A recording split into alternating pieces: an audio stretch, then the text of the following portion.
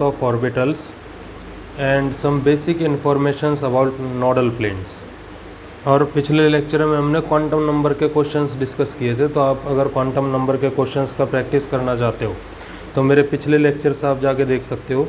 आज के लेक्चर में हम डिस्कस करेंगे शेप्स ऑफ ऑर्बिटल्स और कुछ बेसिक जानकारी लेंगे नोडल प्लेन्स की, क्योंकि ये जो नोडल प्लेन या शेप्स ऑफ ऑर्बिटल की बातें हैं स्ट्रक्चर ऑफ एटम चैप्टर के अंदर डिस्कस की जाती है। अभी हम लोग पीरियोडिक टेबल के अंदर एंटर करेंगे, तो ये सिर्फ बेसिक इन्फॉर्मेशंस आपके साथ डील की जा रही है जिसकी हेल्प से हम पीरियोडिक टेबल चैप्टर को समझ सकते हैं। तो अभी आज का टॉपिक हमारा रहेगा शेप्स ऑफ ऑर्बिटल्स। तो देखो भाई, शेप्स ऑफ ऑर्बिटल्स क्या है। Today's topic is shapes of orbitals. Shapes of orbitals. देखो, शेप ऑफ ऑर्बिटल क्या होती है। हमने डिस्कस किया था कि हमारे पास जो ऑर्बिटल निकल के आए थे वो एक एस सबशेल में, एक पी में, एक डी में और एक एफ में।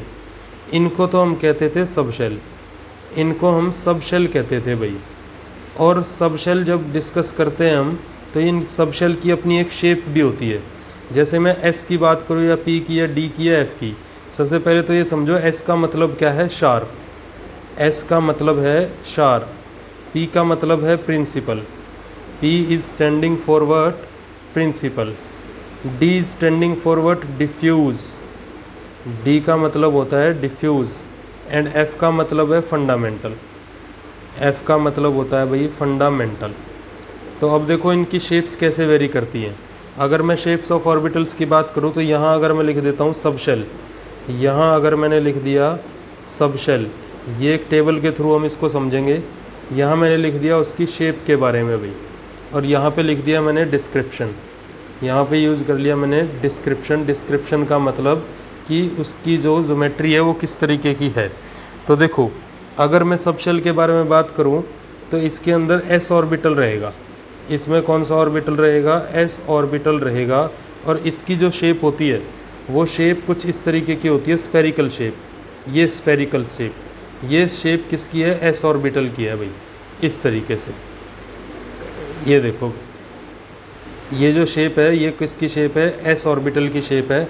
और ये स्फेरिकली, ये क्या होती है? स्फेरिकली सिमेट्रिकल होती है। Spherically symmetrical, spherically symmetrical, spherically symmetrical ये शेप होती है। इसके बाद नेक्स्ट है, नेक्स्ट सबशेल की अगर मैं बात करूँ, इसमें आता है पी ऑर्बिटल भाई, पी ऑर्बिटल। तो पी ऑर्बिटल में देखो इसकी शेप क्या होती है। इसके अंदर ये तीन एक्सिस हैं, एक को हम एक्स एक्सिस बोलेंगे आगे चल के, एक को वाई एक्सिस और एक को बोल देंगे जेड एक्सिस। ये तीन एक्सिस हैं और इसकी जो शेप होती है वो कुछ इस तरीके की शेप होती है। इसको हम कहते हैं डम्बेल शेप। ये होती है डम्बेल शेप, ये डम्बेल शेप होती है, इसको डम्बल शेप कहते हैं हम लोग।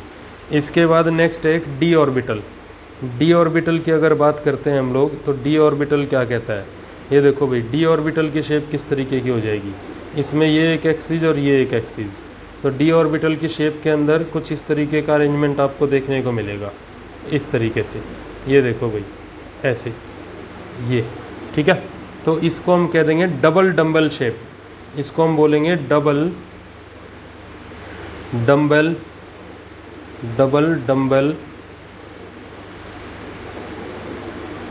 Dumbbell shape. इसको हम कहेंगे डबल डम्बल शेप। तो ये तो बेसिक इन्फॉर्मेशन है कि एस ऑर्बिटल की शेप कैसी रहेगी, स्फेरिकल रहेगी।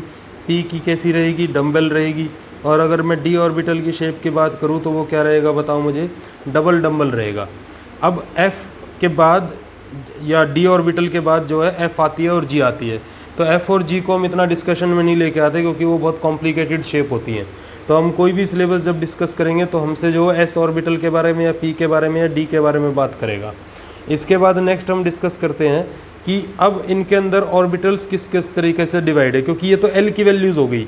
जो एस की मैं बात कर रहा हूँ या पी की बात कर रहा हूँ या डी की बात कर रहा हूँ, ये तो एल की वैल्यूज़ होगी, एल के अकॉर्डिंग ऑर्बिटल हो गए। लेकिन एल के बाद हमने एक क्वांटम नंबर और पढ़ा था जिसको हम कहते थे मैग्नेटिक क्वांटम नंबर, जिसको हम कहते थे क्या बोलो? Magnetic quantum number. और मैग्नेटिक क्वांटम नंबर हमको किसके बारे में बताता था भाई? ये ओरिएंटेशन के बारे में बताता था। ओरिएंटेशन जब होगी तो ओरिएंटेशन किसी ना किसी डायरेक्शन पे होती है। डायरेक्शन का मतलब एक्स एक्सिस पे या वाई एक्सिस पे या फिर जेड एक्सिस पे। तो अब मैग्नेटिक क्वांटम नंबर के अकॉर्डिंग पी ऑर्बिटल के अंदर कितने ओरिएंटेशन होंगी, डी के अंदर कितनी होंगी, एस के अंदर कितनी होंगी, उसकी बातें हमें करनी है। तो देखो भाई, अब इसके अंदर क्या डिस्कशन हमें करना है, ओरिएंटेशंस की बात करनी है।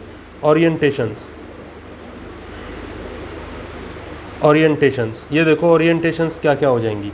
अगर मैं इसमें पॉइंट लिखूँ ए, तो ए पॉइंट क्या कहता है कि S subshell consist of one orbital that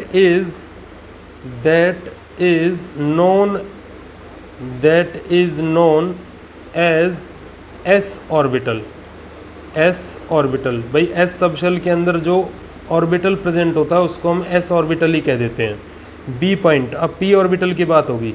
ये देखना, पी सबशेल, जो पी सबशेल रहेगी, जब पी सबशेल की बात करते हैं तो इसके अंदर 3 तरीके की ऑर्बिटल्स आ जाते हैं। इसके अंदर 3 तरीके के ऑर्बिटल्स आ जाएंगे। जैसे एक मैंने बोल दिया px, एक py और एक क्या बोल दिया बोलो मैंने pz। तो px, py और pz में खास बात क्या है कि px, py और pz इन सब का एनर्जी लेवल क्या रहता है बताओ मुझे? सेम रहता है। इनका एनर्जी ऑर्डर, ये जो मैंने लिखा है ये क्या है? एनर्जी ऑर्डर है। तो एनर्जी ऑर्डर इनका क्या रहता है? सेम रहता है। तो जब मैं इनकी शेप की बात करता हूँ तो देखो शेप किस तरीके से वेरी करती है। अगर मैंने यहाँ पे ले लिया बेटा एक एक्स एक्सिस, यहाँ पे भाई मैंने एक एक्स एक्सिस ले ली, ठीक है। इसके बाद यहाँ पे मैंने एक जेड एक्सिस ले ली और ये मैंने वाई एक्सिस ले ली। इसको मैंने वाई एक्सिस ले लिया तो इसको मैंने कह दिया एक्स एक्सिस। ये मेरे पास है कोई जेड एक्सिस और ये मेरे पास है कोई वाई एक्सिस। तो देखो यहाँ पे मैं डिस्कस कर रहा हूँ पी एक्स ऑर्बिटल के लिए, यहाँ पे मैं डिस्कस कर रहा हूँ पी एक्स ऑर्बिटल को लेके। तो पी एक्स ऑर्बिटल के लिए डंबल जो बनेगा वो एक्स डायरेक्शन पे बनेगा, या मैं बोल दूँ एक्स ओरिएंटेशन पे बनेगा। इस तरीके की शेप किसकी रहेगी? पी एक्स की रहेगी। इसके बाद अगर मैं बात करूँ पी वाई की, देन हम लोग डिस्कस अगर करते हैं पी वाई के बारे में, तो पी वाई का शेप किस तरीके का हो जाएगा? केवल डंबल शेप कौन से ऑर्बिटल के कौन सी ओरिएंटेशन पे आ जाएगी? वाई एक्सिस पे। ये मेरे पास वाई एक्सिस होगी, ये वाई एक्सिस होगी। तो अब इसके अकॉर्डिंग जब मैं पी वाई की बात करता हूँ, ये मेरे पास पी वाई रहेगा भाई। तो इसके अकॉर्डिंग पी वाई किस पे आ जाएगा? इस वाली एक्सिस पे आ जाएगा, पी वाई एक्सिस पे। ये हमारे पास एक्स एक्सिस, ये हमारे पास जेड एक्सिस और ये क्या है भाई? Y axis. इसके बाद अगर मैं पी जेड की बात करूँ तो ये देखो, ये यहाँ आ गया, ये इस डायरेक्शन में और ये इस डायरेक्शन में। तो इसके अकॉर्डिंग शेप की जब मैं बात कर रहा हूँ तो ये इस तरीके से जेड एक्सिस पे आ गया। ये जेड एक्सिस, ये एक्स एक्सिस और ये वाई एक्सिस। तो इसको मैं कह दूंगा पी जेड ऑर्बिटल। तो ये किसकी शेप है? पी ऑर्बिटल की शेप है, p x, p y and p z, ठीक है। इसके बाद जब मैं डी की बात करता हूँ तो ये ओरिएंटेशन होगी। देखो एक्स एक्सिस डायरेक्शन में ओरिएंटेशन, वाई में ओरिएंटेशन और जेड में ओरिएंटेशन। इसके बाद जब मैं डी ऑर्बिटल की बात करता हूँ तो डी ऑर्बिटल क्या कहता है? मैं फिर बोल रहा हूँ भाई, ये बेसिक जानकारी है to understand the periodic table chapter. इनके बारे में डिटेल में स्टडी आपको स्ट्रक्चर ऑफ एटम के अंदर पढ़ाई जाएगी। तो अभी आप लोगों को केवल बेसिक जानकारी दे रहा हूँ मैं, जिससे आप पीरियोडिक टेबल चैप्टर को ईजिली से समझ पाओगे। अब देखो डी सबशेल क्या है? डी सबशेल के अंदर कितने ऑर्बिटल्स होते हैं? मैंने कल भी डिस्कस किया था आपको क्वेश्चंस के अंदर। डी सबशेल के अंदर 5 ऑर्बिटल्स होंगे। डी सबशेल के अंदर होंगे 5 ऑर्बिटल्स, इसमें प्रेजेंट होंगे 5 ऑर्बिटल्स। और वे 5 ऑर्बिटल्स क्या होते हैं भाई? ये देखो 5 ऑर्बिटल्स होते हैं। एक होता है डी एक्स वाई, एक होता है डी वाई जेड, एक होता है डी जेड एक्स, एक होता है d x square minus y square और एक होता है d z square. These are the 5 orbitals. तो अब ये 5 ऑर्बिटल्स किस तरीके से अरेंज रहते हैं ये समझो। ये देखो, अगर मैंने यहाँ एक एक्सिस बना ली इस तरीके से और फिर एक एक्सिस मैंने यहाँ ड्रॉ कर ली। अब मैं कह दे रहा हूँ भाई, इसको मैंने एक्स एक्सिस बोल दिया, इसको मैंने क्या बोल दिया? बोलो वाई एक्सिस। अब यहाँ पे क्या होगा कि कुछ इस तरीके से इसका अरेंजमेंट रहेगा। ये देखो भाई, ये बिटवीन एक्सिस रहेगा, बिटवीन एक्सिस। ये जो शेप है ये कौन से ऑर्बिटल की शेप है? डी एक्स वाई की शेप है। इसके बाद अभी मैं आपको बताऊँगा ऐसा क्वेश्चन क्या पूछ सकता है।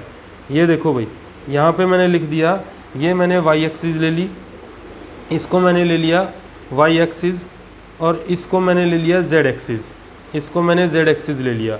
अब अगर आप ऑर्बिटल्स के लोब्स को यहाँ अरेंज कर देते हो इस तरीके से, तो ये जो ऑर्बिटल बन जाएगा, इस ऑर्बिटल का नाम होगा डी वाई जेड, ये रहेगा भाई डी वाई जेड। इसके बाद नेक्स्ट ऑर्बिटल की अगर मैं बात करूँ, जिसको हम बोलेंगे डी जेड एक्स, तो यहाँ एक एक्सिस और यहाँ एक एक्सिस, तो इसका नाम मैंने बोल दिया एक्स एक्सिस और इसको मैंने बोल दिया जेड एक्सिस। अगर ऑर्बिटल इनके बीच में इस तरीके से आ गया, ये देखो भाई इस तरीके से अगर ये अरेंज हो गया, तो इसको मैं बोलूँगा डी जेड एक्सिस, इसको मैं बोलूँगा डी जेड एक्स। ठीक है, इसके अलावा नेक्स्ट है d x square minus y square. D x square minus y square देखो क्या कहता है, यहाँ पे मैंने दो एक्सिस ले ली, एक एक्स एक्सिस और एक वाई एक्सिस, इसको मैंने एक्स बोल दिया और इसको मैंने वाई बोल दिया। अगर लोब्स का अरेंजमेंट ऑन द एक्सिस आ जाता है, ये देखो ऑन द एक्सिस पे है, ऑन द एक्सिस पे अगर ये अरेंजमेंट आ जाता है, तो इसको मैं बोलूँगा d x square minus y square. और लास्ट है d z square. D z square के अंदर क्या आ जाएगा, ये देखो भाई डी जेड स्क्वेयर के अंदर आ जाएगा, यहाँ तीन एक्सिस बनेंगे और तीनों एक्सिस पे इसका ओरिएंटेशन रहेगा।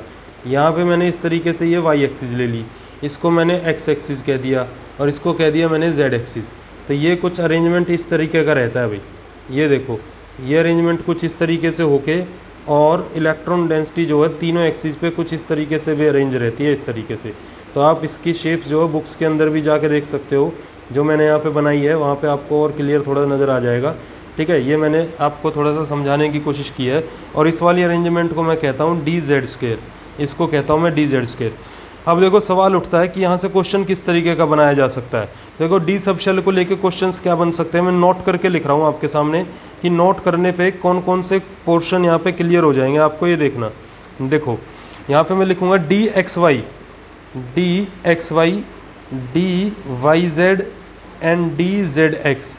जो ये तीन ऑर्बिटल होते हैं d x y, d y z and d z x, इनको मैं कहता हूँ नॉन एक्सियल डी ऑर्बिटल। इनको मैं कहता हूँ नॉन एक्सियल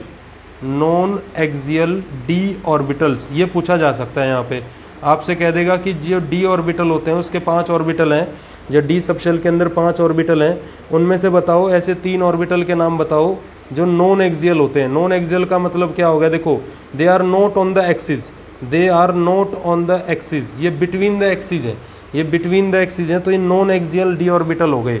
ठीक है, इनका मतलब ये होगा कि इनके जो लोब्स होते हैं, because this is due to their lobes, the lobes of the orbital, the lobes of the orbitals, lobes of the orbitals are not available, are not available,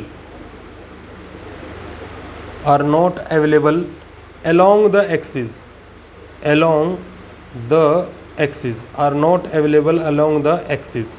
ठीक है, इसके बाद इसमें बी पॉइंट देखो क्या है।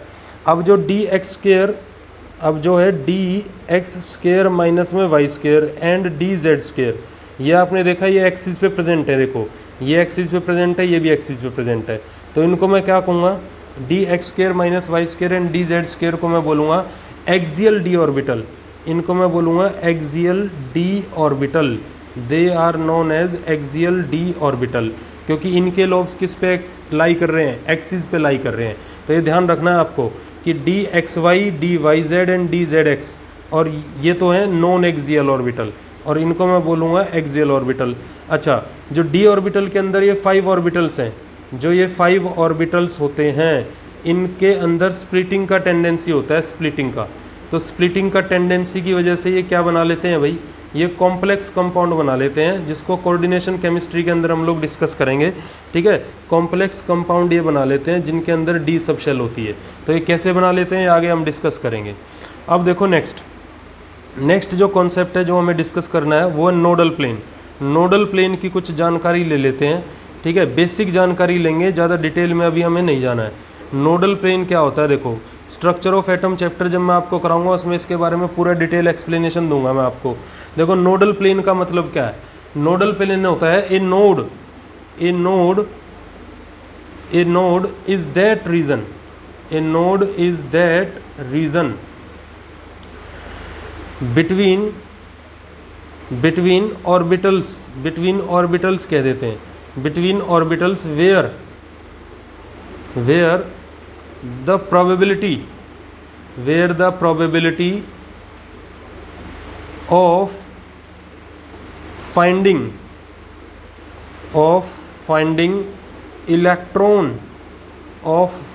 electron is zero। Nodal plane या node एक ऐसी जगह होती है किसी ऑर्बिटल के अंदर जहाँ पे इलेक्ट्रॉन के मिलने की पॉसिबिलिटी या प्रोबेबिलिटी क्या होती है, बिल्कुल ज़ीरो होती है। ऐसी जगह को हम लोग क्या कहते हैं, नोड्स कहते हैं, या नोडल प्लेन कह देंगे उसको हम लोग, ठीक है। तो अब नोडल प्लेन के बारे में आपको क्या खास बात याद रखनी है भाई, इधर देखना, ध्यान से सुनना मेरी बात को। देखो, total number of nodal plane अगर आपको निकालने हैं, कभी भी आपसे पूछ लिया जाए कि टोटल नंबर ऑफ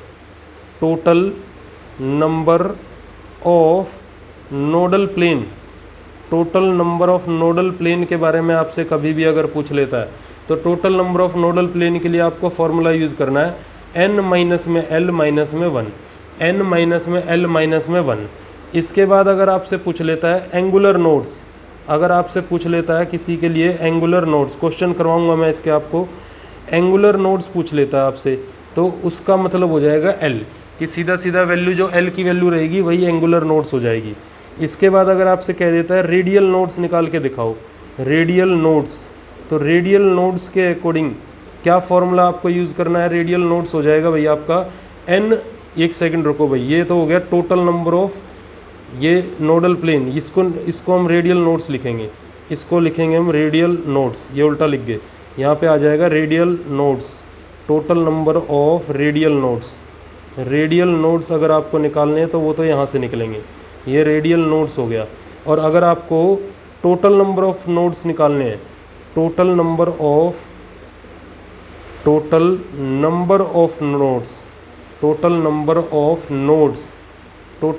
नोड्स अगर आपको डिस्कस करने हैं तो वो हो जाएंगे n माइनस में 1।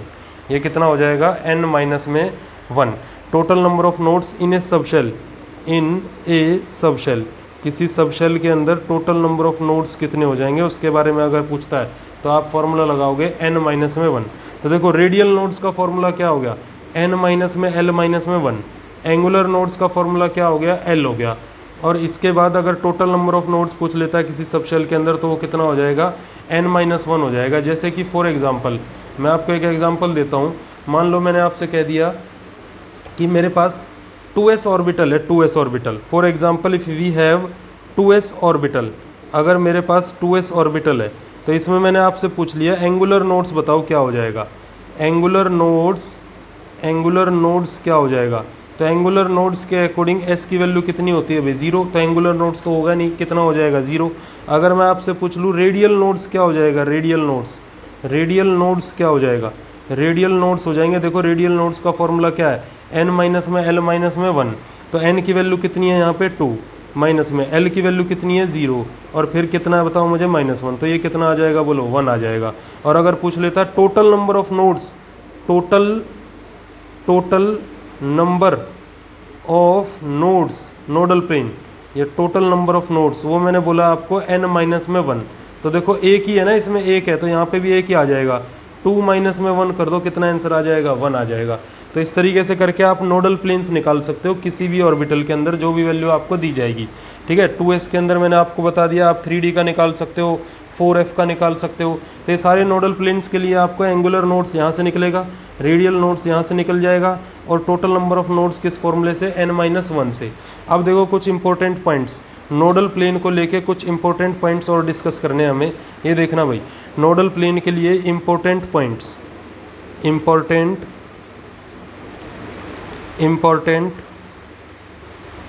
पॉइंट, जो बातें आपको ध्यान रखनी है नोडल प्लेन्स को लेके। ये देखो यहाँ पे मैं आपको बताऊंगा डायरेक्टली कि किसके अंदर कितने नोड्स प्रेजेंट होंगे। ये देखो फर्स्ट पॉइंट क्या होगा, ये देखना भाई, the number of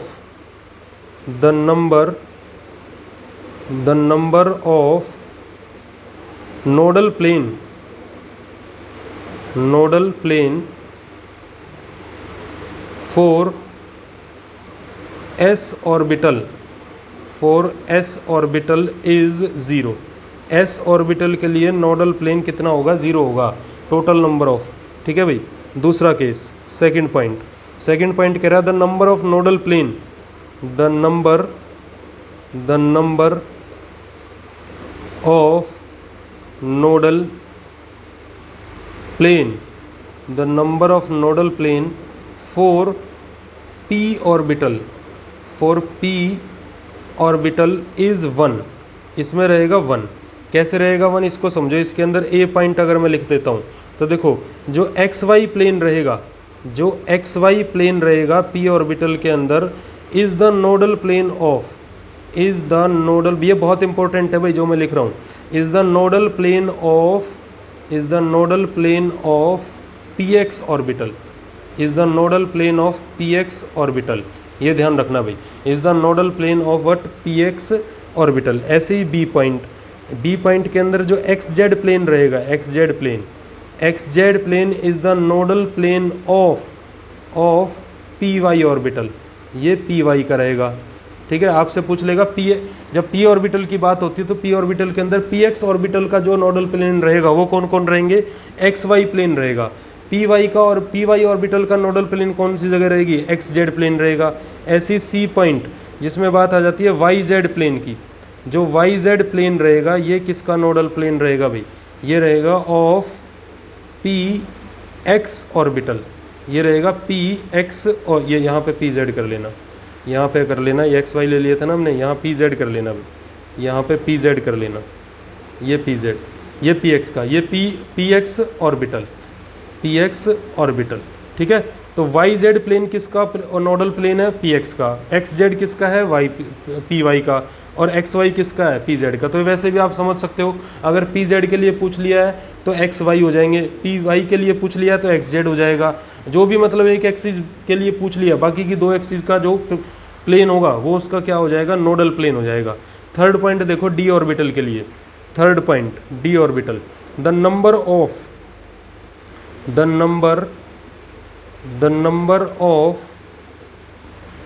nodal plane for d orbital, the number of nodal plane for d orbital is 2। d orbital के अंदर कितने नोडल प्लेन होते हैं भाई? 2 नोडल प्लेन होते हैं। अब कैसे होते हैं इसके अंदर भी पॉइंट समझो, देखो ध्यान से। ए पॉइंट यहाँ पे लिख रहा हूँ मैं, xz plane and yz plane, xz plane and yz plane, xz plane और yz प्लेन जो होंगे ये नोडल प्लेन्स होंगे किसके? Are the nodal plane of dxy orbital. ठीक है। ऐसे ही बी पॉइंट में लिख रहा हूँ, इसके केस में आ जाएगा कि जो xz रहेगा, जो कौन रहेगा? xz and xy, xz plane and xy plane, xz plane and xy plane, ये नोडल प्लेन रहेंगे किसके? ये नोडल प्लेन रहेंगे किसके? ये रहेंगे dyz के, nodal plane of dyz orbital. ठीक है। इसके बाद सी पॉइंट में क्या कह रहा है कि yz प्लेन जो होगा, ये सारी बातें आपको याद रखनी है भाई, yz प्लेन जो होगा, yz plane and xy plane, ये किसके नोडल प्लेन रहेंगे? Nodal plane of dxz orbital, ये रहेंगे dxz ऑर्बिटल के नोडल प्लेन रहेंगे। इसके बाद डी पॉइंट क्या कहता है? देखो समझने की कोशिश करो, जो xz है और जो yz है ये तो किसके रहेंगे? dxy के। उसके बाद यहाँ से आप फोकस कर सकते हो, ये जो है x और ये y है, मतलब कि x के साथ एक बार तो z जुड़ेगा और y के साथ एक बार z जुड़ेगा। इसके बाद ये है xz और ये है xy। कहने का मतलब ये हो गया कि एक बार x किसके साथ जुड़ेगा? y के साथ, और एक बार x किसके साथ जुड़ेगा? z के साथ। ऐसे ही आप इसमें सोच सकते हो कि क्या होगा। इसके बाद डी पॉइंट देखो, 4dx² minus y square orbital, 4dx² minus y square orbital plane perpendicular to, plane perpendicular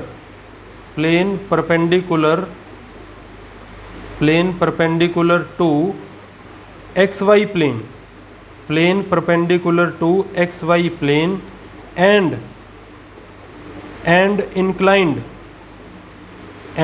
inclined by 45 degree, and inclined by 45 degree angle with x and y, with x and y are the nodal plane, are the nodal plane। ये देखो कितनी बढ़िया बात आपसे पूछ सकता है, यहाँ से आपसे कह देगा dx² माइनस वाई स्क्वेयर का नोडल प्लेन बताओ, तो dx² माइनस वाई स्क्वेयर का नोडल प्लेन क्या हो जाएगा, plane perpendicular to x y plane जो होगा और 45 डिग्री के इंक्लाइंड पे एक्स वाई के अकॉर्डिंग, वही उसका dx² माइनस वाई स्क्वेयर का क्या होगा, नोडल प्लेन होगा।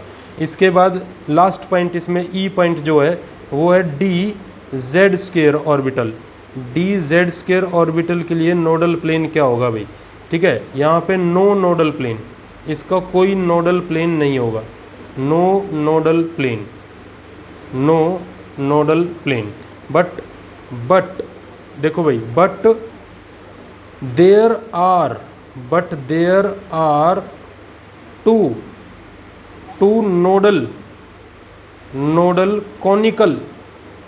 Nodal conical surfaces available, nodal conical surfaces available. तो ये कुछ पॉइंट्स आपको याद रखने हैं नोडल प्लेन्स के बारे में। तो देखो नोडल प्लेन के ऊपर क्वेश्चन कहाँ से बन सकता है, एक तो यहीं से बन जाएगा, आपसे पूछ लेगा रेडियल नोट्स निकाल के दिखाओ, एंगुलर नोट्स बताओ, या फिर भाई टोटल नंबर ऑफ नोट्स बताओ। तो तीनों के फॉर्मूले मैंने आपके सामने लिख दिए हैं, ठीक है। इसके बाद आपको मैंने बोला है कि इंपॉर्टेंट पॉइंट क्या याद रखने हैं, एस ऑर्बिटल के अंदर नोडल प्लेन क्या रहेगा, 0, जो पी ऑर्बिटल रहेगा उसके अंदर 1 रहता है भाई, और किस तरीके से रहता है ये मैंने आपको बता दिया, A point, B point and C point. और डी ऑर्बिटल के लिए नोडल प्लेन कितने होते हैं, टोटल 2 होते हैं, और किस किस एक्सिस के लिए या किस किस ऑर्बिटल के लिए कहाँ नोडल प्लेन रहेगा वो सारे पॉइंट भी मैंने आपको लिख के दे दिए। तो ये बात थी किसके बारे में, शेप ऑफ ऑर्बिटल